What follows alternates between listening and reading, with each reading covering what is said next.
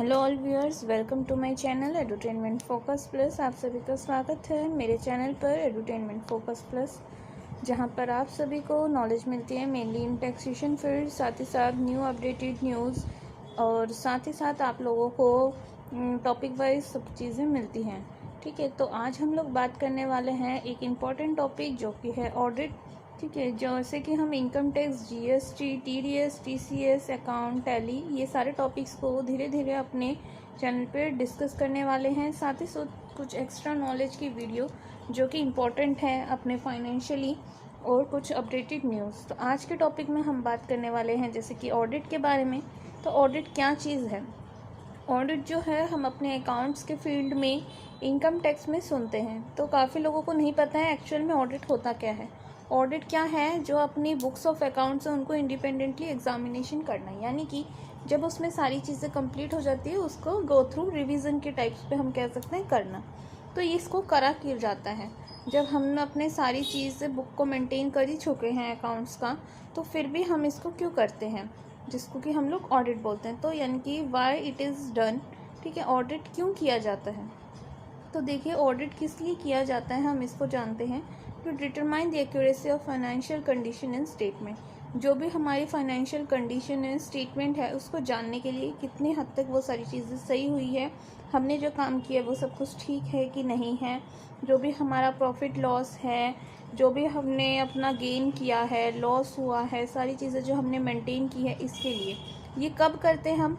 जब हमारी सारी चीज़ें हमने मेंटेन कर ली है, profit and loss, balance sheet, trading, ठीक है, सारी चीज़ें जब हमारी मेंटेन हो गई है अपने बिजनेस में या किसी कंपनी में, उसके बाद जो है उसकी रियलिटी यानी कि जो भी उसकी एक्यूरेसी है वो बिल्कुल ठीक है कि नहीं, रियलिटी, उसको चेक करते हैं। अब करते हैं बात, ये किसके पास अथॉरिटी है ये सारी चीज़ें चेक करने के लिए?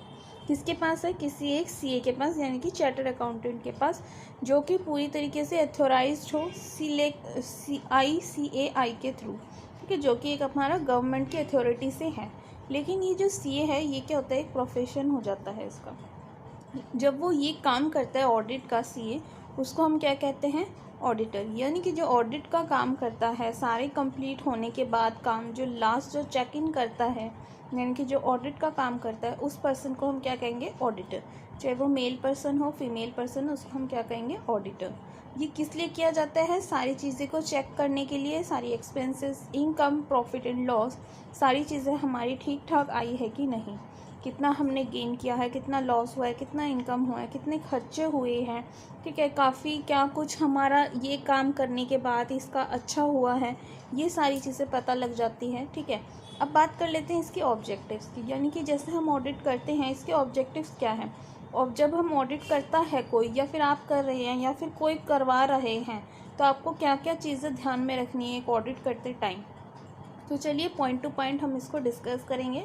मैंने इनको पॉइंट टू पॉइंट डिस्कस किया है वीडियो में, देखिए line by line. First point है हमारा रीजनेबल एक्यूरेंस सेफ्टी, यानी कि अपनी सेफ्टी के लिए जो है ऑडिट को करवाया जाता है। जैसे आपके सारे काम कंप्लीट हो जाते हैं उसके बाद हम लोग एक ऑडिट को कंप्लीट करवाते हैं, जिससे कि आपकी सेफ्टी बनी रहती है। क्योंकि जैसे कोई कंपनी है उसकी एक एक्यूरेसी होती है, अगर वो गलत हो गया तो उसका नाम खराब हो जाएगा। सेकेंड पॉइंट देखिए, ensure date financial statement free from material mismatch. कोई भी चीज़ जो है वो बिल्कुल मिसमैच नहीं होनी चाहिए, क्योंकि जो भी कंपनी है या कोई बिजनेस है वो आपके पास कब आएगा? जब आपके यहाँ सब कुछ सही है, एक्यूरेट है। ठीक है, कुछ भी चीज़ मिसमैच नहीं है, वो आपके बिजनेस में, आपकी कंपनी क्या है, इन्वेस्ट करना चाहेगा। थर्ड पॉइंट देखिए, financial statement error and fraud. कई बार क्या होता है, स्टेटमेंट आपकी गलत आती है, तो जो पर्सन है वो इन्वेस्ट नहीं करना चाहते, वो समझते हैं ये तो भाई गलत काम करते हैं, ये तो फ्रॉड करता है, इसके साथ अगर हम काम करेंगे तो भाई हम भी गलत उसमें जाएंगे। ठीक है, अब opinion of auditor. Audit complete होने के बाद सारी इन 3 पॉइंट्स को जो मैंने बताया, ये सारी चीज़ें कंप्लीट होने के बाद ओपिनियन जो है एक ऑडिटर का, जो ऑडिट करा है, वो भी बहुत ज़्यादा इम्पॉर्टेंट है। यानी कि रिपोर्ट तैयार होनी चाहिए फिनेंशियल स्टेटमेंट की, ऑडिट रिपोर्ट जिसको हम कहते हैं वो तैयार होनी चाहिए फिनेंशियल स्टेटमेंट के थ्रू।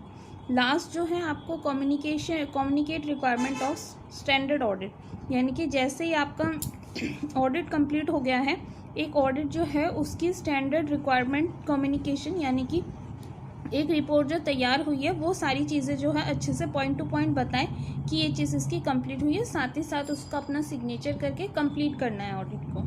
और आपको ये वीडियो देखने के लिए मैं आपके लिए काफ़ी ज़्यादा थैंकफुल हूँ। अगर वीडियो अच्छे लगे, आपके लिए हेल्पफुल हो, तो प्लीज़ वीडियो को लाइक कीजिएगा, शेयर कीजिएगा, subscribe to my channel. Thanks for watching. और साथ ही साथ मेरे चैनल पर आपको इनकम टैक्स जीएसटी से रिलेटेड वीडियोस मिल जाएगी जो कि टॉपिक वाइज हैं।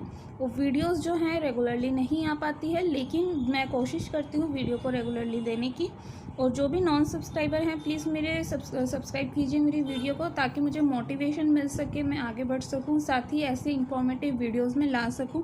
आप मुझे कमेंट सेक्शन पे कमेंट करके भी ज़रूर बता सकते हैं आपको किस तरीके की वीडियोस चाहिए, कैसे टॉपिक वाइज चाहिए। मैं पूरी कोशिश करूँगी उनको लाने के लिए।